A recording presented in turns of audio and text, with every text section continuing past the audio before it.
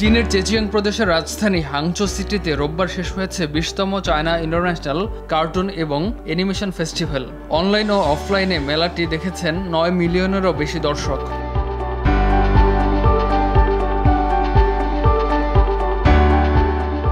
পাঁচ দিনের ইভেন্টের সময় 2,33,000 দর্শক প্রধান এবং মাধ্যমিক ভেন্যুতে বিভিন্ন প্রোগ্রামে অংশ নেন। মেলায় বিভিন্ন কোম্পানির মধ্যে হওয়া চুক্তির মোট মূল্য 1.28 বিলিয়ন ইউয়ান। আয়োজকরা বলেন 52টি দেশ ও অঞ্চলের 2156টি কোম্পানি এবং প্রতিষ্ঠান চলতি বছর মেলায় অংশ নিয়েছে। মেলায় মোট 3072 জন ব্যবসায়িক প্রতিনিধি এসেছেন।